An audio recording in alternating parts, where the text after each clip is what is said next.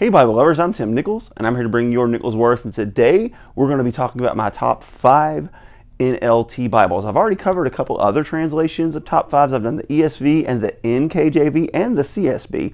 I'll put those on the end screen, but we're going to go ahead and start from number 5 all the way down to number 1. Now, one of these is out of print, but there is kind of an option available. The other two are more premium, so they're going to be a little more expensive, but then the top 2 are actually quite affordable. So let's go ahead and look at number 5, and this is the NLT Select. Now, this is no longer in print, but they do have the original filament Bible that is very similar. Now, I've had this one rebound just because I really enjoy this layout. But this is an 8.75 font in a single column format. The gutter is a little bit tight, but it's not bad. It has the references on the outside column, and then it has your textual footnotes there on the bottom. And this is just an absolutely beautiful layout. I love this paper. It has sort of that creamy paper that gives it a really nice opacity.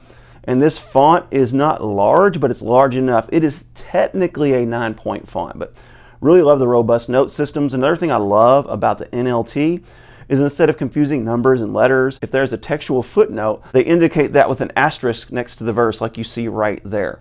It's really nice text layout. Love this very premium block, even if you decide not to have it rebound.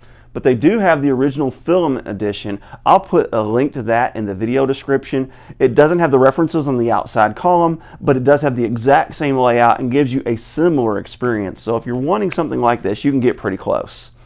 Now, this is the Skyler NLT Quintel. This is a beautifully laid out Bible. The only knock I would have against this one is I don't love this 28 GSM paper because it is a little bit thin. It feels kind of tissue papery, but this is a 10-point Milo font. Beautiful layout. Every single one of the quintels are probably going to wind up in my top 5 in every translation simply because they're gorgeously laid out. They have a beautiful either 11-point font or a 10-point font, depending on whether or not it's the updated quintel or one of the older editions. And of course, most of them today come with drop caps. I love the sleek, simple drop caps of the NLT. Kind of has that modern flair that you're used to. But when you get into the poetic settings especially, that's when you can really see that paper ghosting. It's not bad. This is French Indopaque paper, and it is coated. It's infused with a titanium that makes it a little more opaque, but still, when you have paper this thin, to me, it's very difficult just to grab one piece, and it feels very delicate to me. Another knock against the quintel is I don't like that they put the textual footnotes on the corner there. I wish they'd go ahead and use the strident method, put them all on the bottom, and put a dividing line. But this is pretty close to a perfect layout for any Bible. Really outstanding. Coming in at number 3 is the NLT Sunrise. Now, they are, I believe, about to update this and perhaps even move the text out of the gutter a little bit. The reason I like the Sunrise is because it's a 10-point font, and it's also a Milo font. I love that it has the Dore art kind of interspersed throughout. I like the blue accents and the custom drop caps. Those are very nice. Got your references on the bottom and the textual footnotes below that. I really like the little CR to let us know that we're using cross references down here. I just love the design of Humble Lamb. The paper does ghost a bit. I believe this is 32 GSM paper. So you can see it probably goes similarly to the 28 GSM paper that's infused with that titanium. But overall, just a really beautiful layout, really nice experience. And then when you get to the words of Christ, like every Humble Lamb, the words of Christ are always going to be in that really beautiful, visible blue. So really like this. Also, with the Humble Lamb, you're always going to get that art gilding experience where it has the 4-edge art. Just beautiful, full premium, just gorgeous. This is an amazing Bible. Now for my top 2, they're actually not premium. Now this isn't my favorite cover of this edition, but this is definitely one of my favorite NLTs. The only area where this suffers, this is the giant print personal size, is when you get into the poetic settings, sometimes you only have like a word or two because of the way poetry is laid out, and this font is so large at a 12 point. And if I'm being honest, this reads more like a 13. It just seems larger than a 12. And one little knock against this is it does put the translator footnotes on the corner, so it throws your columns off, but really nice. I love the filament option with this. Really nice ribbons. They're 1/8 inch instead of 3/8 inch. And they are single-sided, so not the best ribbons, but still really nice layout. When you get to the Pros settings, you can see this one has a lot of translator footnotes, so this column ends way up here.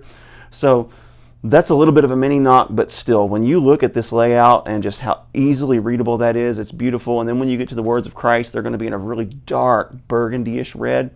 So I really like this. Also, this has the filament option, so you can have all your study notes and everything, your commentary, your maps and articles and videos. Love this one because it has the silver gilding. But if you know anything about me, you know my absolute favorite layout of any Bible is going to be a large print thin line, and that's no exception with the NLT.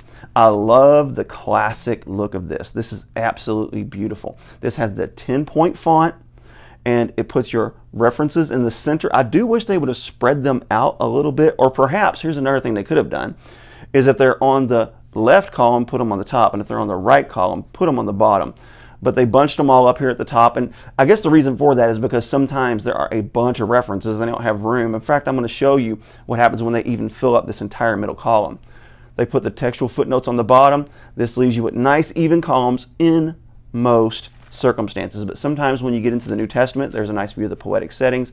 I just love a 2-column layout. I don't mind having that in the middle. Actually, when I first started reading the Bible, the center column references was my absolute favorite layout, but you can see when there's a bunch of references, every now and then they have to spill them over into the corner, which can, again, throw those columns off. In the New Testament, sometimes you'll see a lot of them. Let's find an example.